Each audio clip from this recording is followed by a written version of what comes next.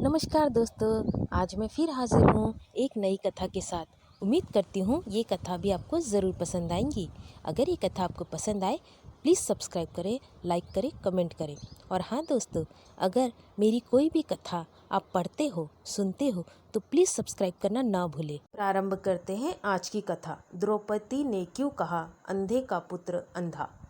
जब युधिष्ठिर राज्य यज्ञ करते हैं तो अपने महल में अनगिनत राजाओं को आमंत्रित करते हैं। उनके आमंत्रण पर दुर्योधन भी मैं द्वारा निर्मित पांडवों के महल को देखने पहुंचता है। मैं द्वारा निर्मित पांडवों का वो महल बहुत ही खूबसूरत था। उसमें बहुमूल्य रत्नों और शीशे का खूबसूरत प्रयोग किया गया था। वहाँ पर दरवाज़ों को कहीं कहीं इस तरह बनाया गया था कि दूर से तो खुला प्रतीत होता था, परंतु वास्तव में वह बंद होता था।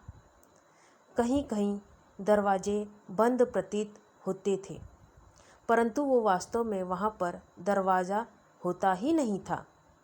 इसी प्रकार फर्श पर कहीं कहीं आभूषणों की इतनी खूबसूरत नक्काशी की गई थी कि जहाँ पानी नहीं था वहाँ पानी प्रतीत होता था, तो कहीं कहीं पर पानी के ऊपर इतनी अच्छी कलाकृति और रंगों का प्रयोग किया गया था कि वहाँ पानी नहीं अपितु फर्श की प्रतीति होती थी।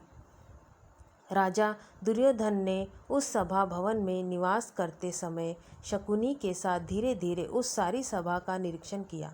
एक दिन की बात है, राजा दुर्योधन उस सभा भवन में घूमता हुआ स्फटिक मणिमय स्थल पर जा पहुंचा और वहां जल की आकांक्षा से उसने अपना वस्त्र ऊपर उठा लिया। इस प्रकार बुद्धि मोह हो जाने से उसका मन उदास हो गया और वह उस स्थान से लौटकर सभा में दूसरी ओर चक्कर लगाने लगा।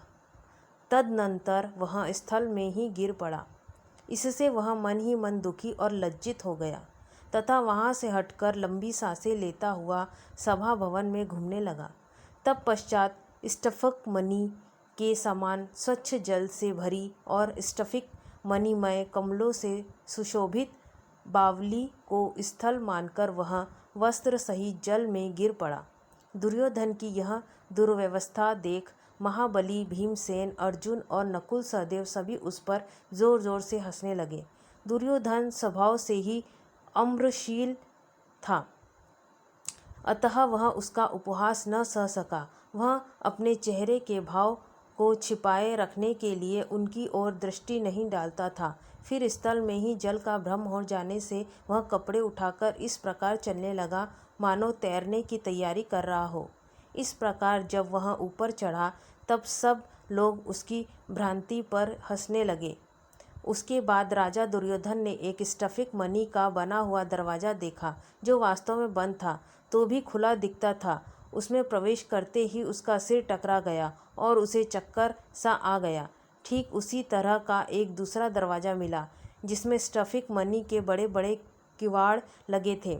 यद्यपि वह खुला था तो भी दुर्योधन ने उसे बंद समझकर उस पर दोनों हाथों से धक्का देना चाहा, किंतु धक्के से वह स्वयं द्वार के बाहर निकलकर गिर पड़ा।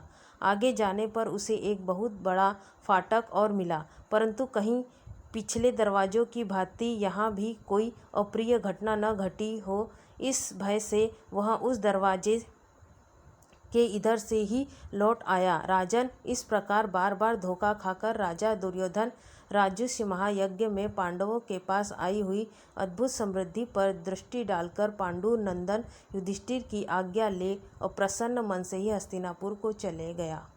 दोस्तों, अगर ये कथा आपको पसंद आए प्लीज़ सब्सक्राइब करें, लाइक करें। धन्यवाद।